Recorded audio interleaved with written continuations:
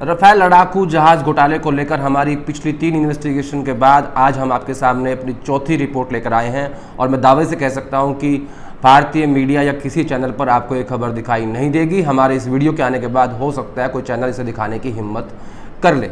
आज हम आपके सामने लेकर आए हैं, आपको सीधा ले चलते हैं फ्रांस में इससे अब से कुछ ही देर पहले एक रिपोर्ट सामने आई है जहाँ का एक मीडिया ऑर्गेनाइजेशन है मीडिया पार्ट, उसने ये रिपोर्ट किया है कि जो बिचौलिया था राफेल डील में सुषेण मोहन गुप्ता, उनको सब कुछ मालूम था। यानी पिछले 2020 से लेकर अब 2021 तक, चाहे वो अगस्ता वेस्टलैंड घोटाला हो या फिर राफेल डील हो, उन्हें सब कुछ पता होता था। उनके पास हर वो डॉक्यूमेंट होता था जो भारत सरकार की तरफ से कुछ ही चुनिंदा नेगोशिएटिंग टीम के सदस्यों के पास होता था। आज का जो एक खुलासा हुआ है उसमें हम बात करते हैं कि गुप्ता जी को क्या क्या पता था। दरअसल फ्रांस की मीडिया ऑर्गेनाइजेशन मीडिया पार्ट ने ये रिपोर्ट की है और बताया है कि इंडियन नेगोशिएटिंग टीम के पास जो दस्तावेज होते थे, जो सीक्रेट डॉक्यूमेंट होते थे, वो सब डॉक्यूमेंट सुषेण मोहन गुप्ता, जिन्हें आज हम गुप्ता जी कहकर बुला रहे हैं, उनके पास वो सब जानकारियाँ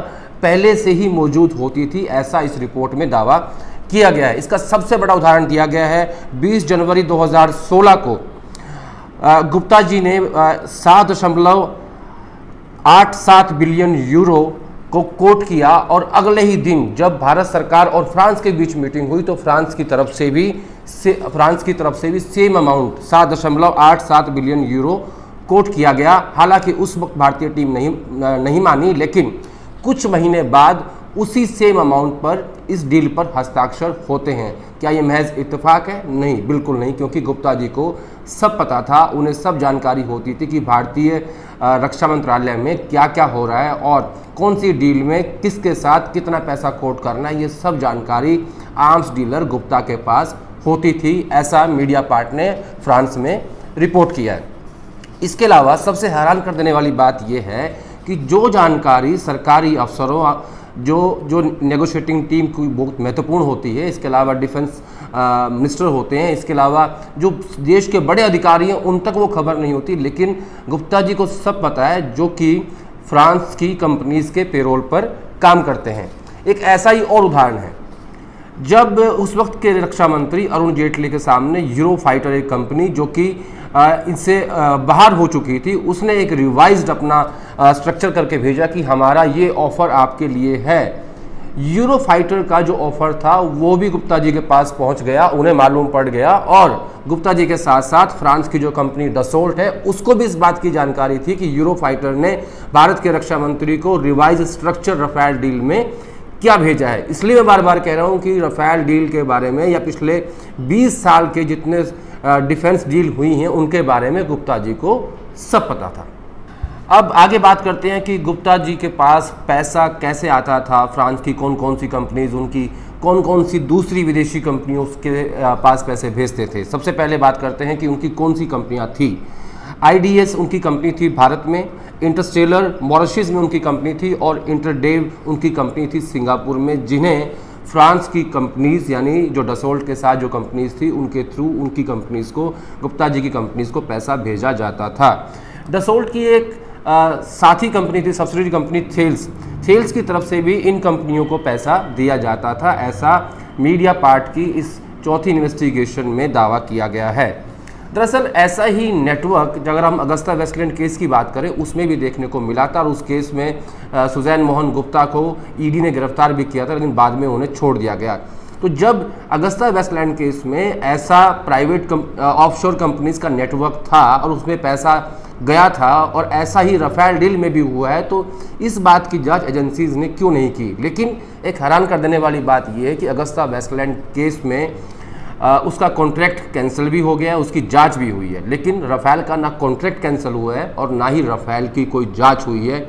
दोनों ही तरफ से, भारत सरकार और फ्रांस सरकार की तरफ से इस केस को दबाने की कोशिश की गई है। हमने अपनी इससे पहले की रिपोर्ट में आपको बताया था कि कैसे फ्रांस की सरकार ने राफेल की जांच नहीं होने दी। वहाँ के अधिकारियों के कहने के बावजूद भी जो एजेंसीज थी, जांच एजेंसीज, उसके प्रमुख ने उसकी जांच को रोक दिया गया, कहा कि ये दोनों देशों के हित में नहीं है। तो ये तो बात हुई गुप्ता जी की कंपनीज की। अब बात करते हैं कि जब ये तीन दिन से ये इसकी जांच हो रही है, अलग अलग रिपोर्ट सामने आ रही हैं। तो बीजेपी की तरफ से रविशंकर प्रसाद ने एक प्रेस कॉन्फ्रेंस की और कहा कि ये 8 से 9 करोड़ का मामला यानी 1 मिलियन यूरो का मामला है, इसको लेकर बदनाम करने की कोशिश हो रही है, देश की सुरक्षा के साथ खिलवाड़ हो रहा है। लेकिन अगर ये सवाल पूछा जाए कि अगर किसी भी स्कैम के ऊपर सवाल पूछा जाएगा तो वो देश की सुरक्षा के साथ खिलवाड़ कैसे हो सकता है। आपको बफोर्स भी याद होगा, बफोर्स में भी ऐसे ही सवाल पूछे गए थे और तब राजीव गांधी के ऊपर आरोप भी लगे थे और उसके बाद उसका खामियाजा भी उनको काफ़ी भुगतना पड़ा था। लेकिन ये मामला सिर्फ 1 मिलियन यूरो तक सीमित नहीं है। इसकी जो आज जो इन्वेस्टिगेशन सामने आई है मीडिया पार्ट की, उसमें ये दिखाता है कि ये 1 मिलियन यूरो नहीं बल्कि कई सैकड़ों यूरो का मामला है जो गुप्ता जी की कंपनी को फ्रांस की अलग अलग कंपनीज़ ने, डसोल्ट ने, उसके सब्सिडरी कंपनीज़ ने उनको पैसा ट्रांसफ़र किया है। तो ये हुई बात इनके कंपनीज़ की। और अब इसके आगे बात करते हैं कि इस रिपोर्ट में क्या क्या सामने आया। इसमें डिफेंस मिनिस्ट्री की सीक्रेट नोटिंग सामने आई हैं, negotiating team, Indian negotiating team की स्ट्रैटेजी क्या होगी फ्रांस के साथ बात करने में, उसकी नोटिंग सामने आई है, वो सब पब्लिक डोमेन में आ चुका है। गुप्ता जी की एक्सेल शीट सामने आई है, गुप्ता जी के नोट्स, पर्सनल नोट्स सामने आए हैं, फ्लाइट की टिकट्स आई हैं, गुप्ता जी की कंपनीज का दस्तावेज आए हैं और डसोल्ट के दस्तावेज भी इस मीटिंग में सामने आए हैं। इससे पहले हमने आपको 3 रिपोर्ट और दिखाई। सबसे पहली रिपोर्ट थी हमारी कि राफेल डील में बिचौलिए को 1 मिलियन यूरो की रिश्वत दी गई, लेकिन हमने ये नहीं बताया था कि वो बिचौलिया है कौन। फिर हमने आपको बताया दूसरी रिपोर्ट में कि सुजैन मोहन गुप्ता जो कि एक आर्म्स डीलर हैं, उनके दादा, उनके पिताजी सब आर्म्स डीलर का काम करते आए हैं। और आज इस रिपोर्ट में पता चला है कि सन 2000 से लेकर 2021 तक जितने भी डिफेंस डील के सीक्रेट्स होते हैं वो गुप्ता जी को पहले ही पता होते हैं। इसके अलावा हमने बताया था आपको कि फ्रांस सरकार ने भी राफेल की जांच नहीं होने दी, उसे दबाने की कोशिश की। हवाला वही दिया जो यहाँ दिया जाता है कि देश की प्रतिष्ठा पर सवाल खड़े हो जाएंगे।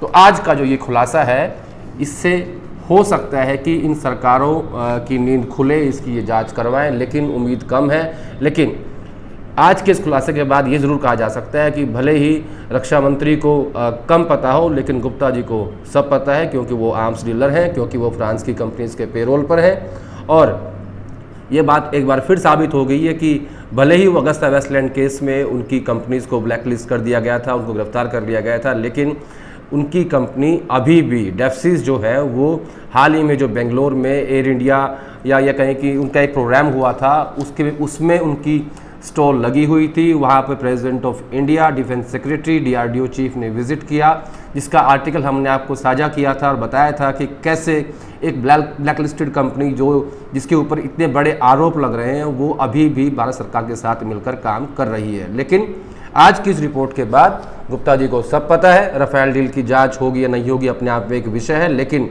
अगस्ता वेस्टलैंड केस की जांच भी हो चुकी है, उस कॉन्ट्रैक्ट को खारिज भी कर दिया गया है। लेकिन राफेल में अभी तक किसी भी सरकार की जांच आगे नहीं बढ़ी है और ना ही कोई कराना चाहता है। लेकिन सरकारों से ज़्यादा जानकारी गुप्ता जी के पास है, क्योंकि वो 20 साल से उनके पास सब जानकारी है हिंदुस्तान की कि क्या क्या रक्षा मंत्रालय में हो रहा है और क्या क्या दूसरी देशों की सरकारों के साथ बातचीत करते हुए हमें क्या प्राइस कोट करना है। तो इस बारे में ज़रा सोचिए कि गुप्ता जी कितने पावरफुल हैं।